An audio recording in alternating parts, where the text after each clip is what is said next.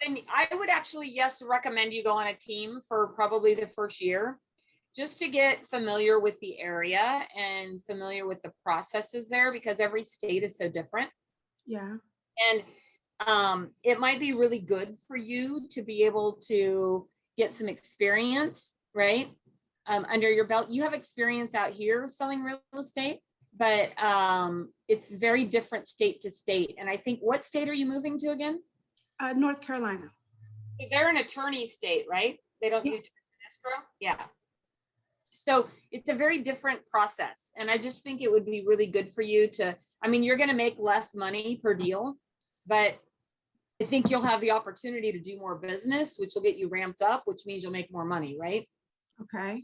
You could do like 3 deals on your own, or you might be able to do 6 or 8 deals on a team. So you might make less per deal, but you'll do more deals. So you'll make more money in the long run. Okay. Like it'll balance out. I mean, you know, it just depends, because you've been here now with EXP, what, a year? About a year now? Yeah, well, about 7 months, because I think I started in December. Yeah, okay. So 7 months, and you know, where are you at with your production? You've closed a couple, right? I've closed 1 and I have 3 in contract.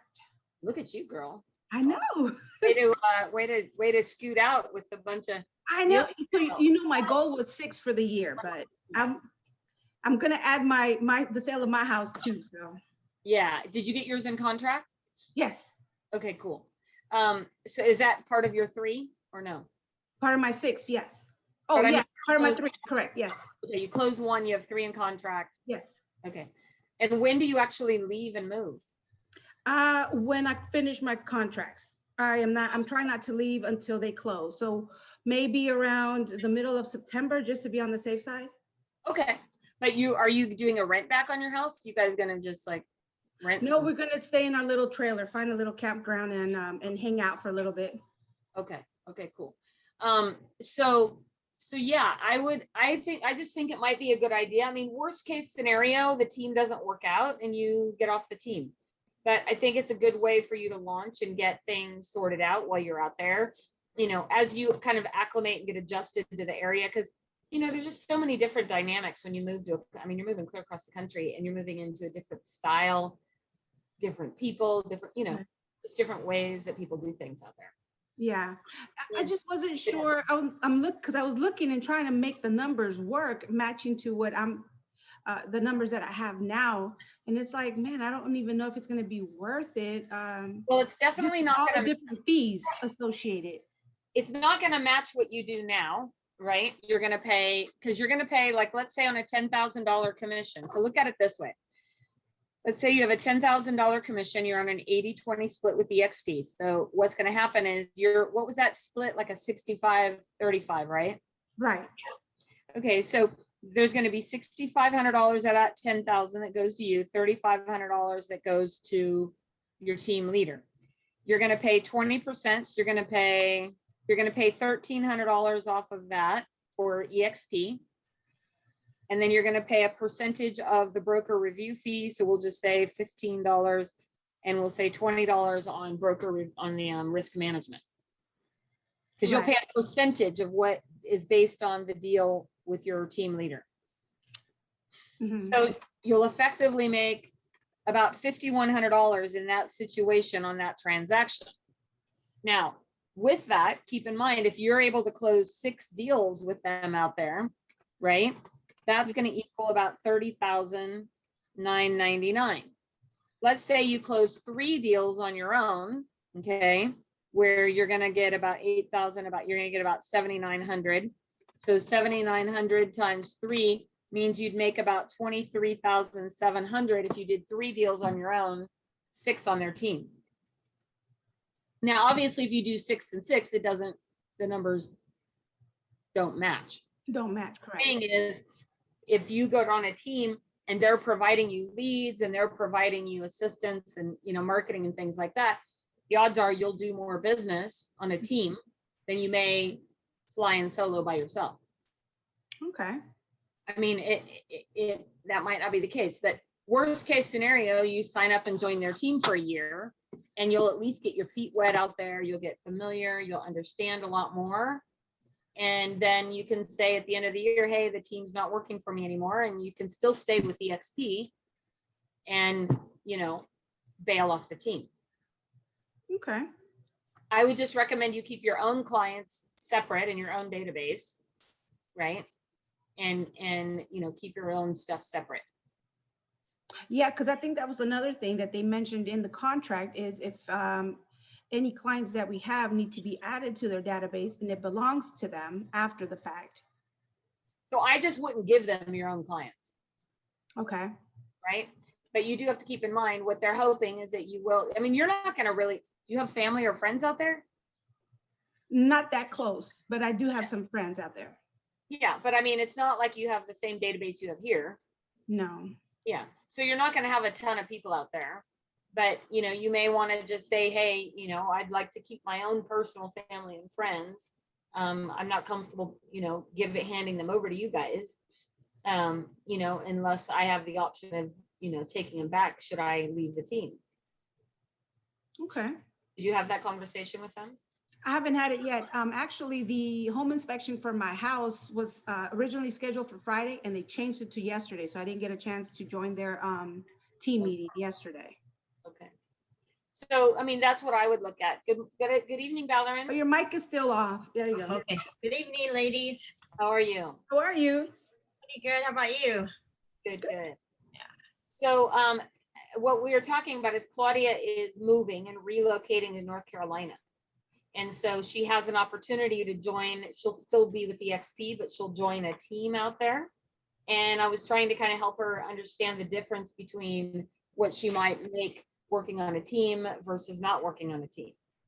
For many people, being on a team has its advantages. You know, if you are not a high driver personality who's out getting, you know, generating business and you don't have the budget to spend money on marketing and advertising, a team can be a better way to go. You're going to pay more to be on the team, but in many situations, those people end up making more because they do more business as part of a team.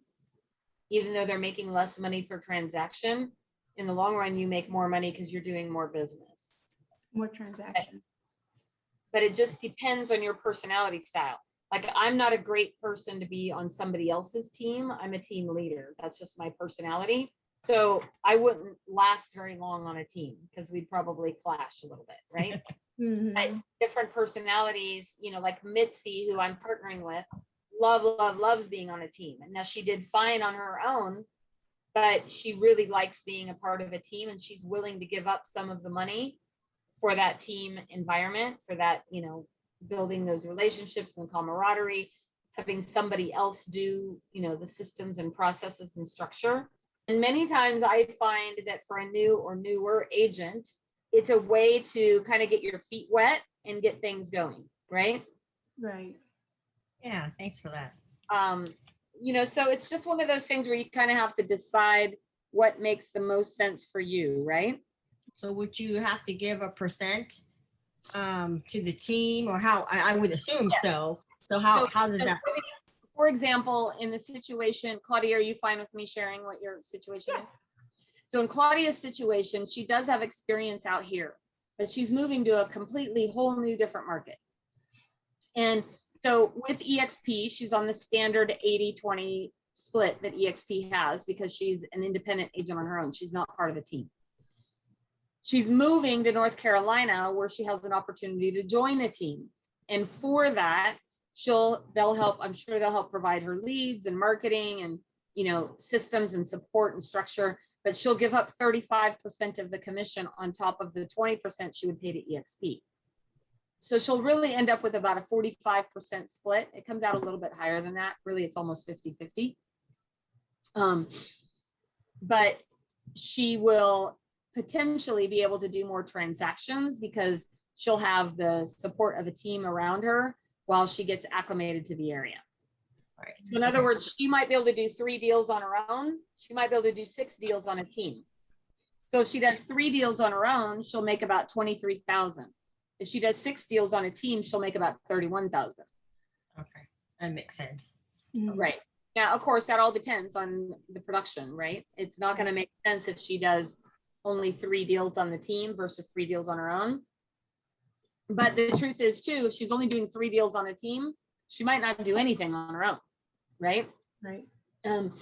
Or, vice versa type of thing. So, getting on a team can be a great way to get ramped up and get things going. But many teams also have minimum production requirements. So, like on our team, we do have minimum production requirements. It can be anywhere from 6 to 12 deals a year. And if you don't hit those goals, we don't let you stay on the team, because the dilemma is we spend a lot of time, money, and resources, right, to help support an agent. And if they're not doing the work or what needs to be done and not closing deals, we don't get paid. They don't get paid. Like it just doesn't. It doesn't make sense. Right. Yeah.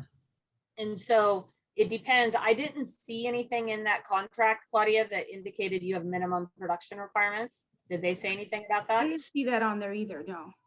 Okay, so you may want to ask about that, because what, you have to think about what are your goals and what kind of, time and resources are you willing to put in. And I'm going to show you a simple form that I use called the Success Tracker. And so what you'll see on this Success Tracker is everything. This is a form that you use for 1 solid week. And excuse me, what do I mean by that? Meaning that you start one of these first thing Monday morning and you use it throughout the week. So for example, the very first thing you're going to do, of course, is put the date on here for the date of the week. I would print out 52, put them in a binder, and keep them to use one every week, right? 52 weeks out of the year. Your goal, we're going to talk about all the little areas of what you need to do, but this is what we call being proactive with your business versus reactive. What do I mean by that? It means a lot of agents sit around and wait till deals fall in their lap, and they think they're lucky stars above that they got a deal, right? Successful agents are proactive, meaning that we're doing something constantly every day to generate new business and new activity, okay? So for example, my goal every day is to actually talk to 10 people, not just leave messages, not send emails, physically talk to 10 people. And so every day I'd go in here and I'd write down the name. I might say Claudia, Valerin, John, Sally. I spoke to them, but I only get to write it down if I actually talk to them. So for example, if I were to call Valerin and I got her voicemail and I left a message, that doesn't count as a talk to unless Valerin calls me back. If Valerin calls me back, that counts as a talk to. It means I got to have a conversation with her, right? Our goal is to talk to 10 people a day. So every week you kind of keep score, and you have the potential to earn up to 60 points if you actually make 60 talk tos every week. The next thing is what's called in person. Your goal every point of a call is to ultimately or hopefully get an appointment, to get in front of them, right? Now you might have situations where you do get in front of people. Maybe it wasn't actually a listing or buyer appointment. Maybe you went to an event like a school function or something like that where you got to get in front of people and talk to them. Then you get to write those down. You get 5 points. You notice you get more points when you get in front of people, because what are the odds? Are the odds higher if you talk to them on the phone, or the odds higher if you get in front of them? Higher if you get in front of them, right? So then the next thing is called break bread. If I just meet you at a client appointment and we chit chat, it's one thing. If you and I go out and have lunch, coffee, happy hour, dinner, we're going to have deeper conversations. We're going to have more conversations about you, your life, kind of what's going on with you, what I can do to help you, versus just talking on the phone. So in person, you get more points. Break bread, you get even more points, right? So for example, if I had a listing appointment, that would count as in person. If we then went out to dinner or went to lunch or happy hour, now that counts as break bread. Many times break bread might be with clients. It might be with business connections, might be with lenders, title escrow people, your networking group, things like that could all count as breaking bread if you're actually spending time getting to know them. The next thing that's great are to attend events. And ideally, these are events where you have the potential to get business. Like going to the Placer County Association of Realtors event, I would say doesn't really count, because you're not going to get buyers and sellers there. But if you went to a charity event or a networking mixer, or went to an event with your kid's school, or, you know, something with your spouse's job where you could actually talk to people about real estate, that's going to count as an actual event where you have the potential to get business. Then you'll notice the goal on here is leads generated. So from all these activities up here, how many leads did you generate? Did you go to a networking mixer and somebody said, hey, I want to buy or sell a house? Awesome. Guess what? Now you have generated a lead as a result of that. Or you're making your calls and somebody says, hey, you know what, Claudia, I am thinking about selling my house. Great. Now you just got a lead. The next thing is, how many hours a week are you prospecting? How many hours a day? Are you spending an hour a day making all of these calls? Are you actually making outbound calls, right? And being proactive when it comes to prospecting? If you're doing that, then those hours count as prospecting hours. And that's what you really want to do. Your goal, ideally, is to prospect at least 1 hour a day. Now, the next thing are thank you cards. In the perfect world, you would send out 2 a day thank you cards. Every day you'd sit down and you'd scribble out a couple of them, right? And you would actually send out 2 thank you cards a day. And if you actually do that, as you build your business, you will start to see things change. Can you imagine if you did all the things on this every week like you're supposed to, what might happen to your business? It would explode. The next thing is mailers. Are you sending out any kind of mailer? I send a little letter of the heart every month to my database. You might send a market update, or you might send a notes out to your database. You might farm an area. You might, lots of different things like that are what you have the potential to do, right? Claudia, did you have a question? You're muted. Yes, as far as the thank yous, who are we writing these thank yous to? Well, maybe you're on the phone with somebody and they say, hey, I would love to, you know, maybe they just said they would love to work with you, or you just had a great conversation and they were very helpful and resourceful. Maybe you send out a little thank you note, send one out to a lender or to a client you're talking to. Might be simply, hey, thank you so much for taking the time to talk to me today. It was great to get to know you a little bit better. I'd love to help you in the future, right? Okay. So that's who you could be sending those to. Next are, you'll notice, contracts, escrows, and closings. What's the difference? Many of us have written a lot of contracts and not gotten anything accepted, right? And so that's what you really want to look at, is when it comes to contracts, how many did you write? Then how many actually got accepted? And what do you currently have in escrow? And then did you close anything this week? And so the exciting thing about this form is if you actually just printed it out and did the best you possibly can to fill out as much information, can you imagine what could happen to your business if you actually did this amount of work?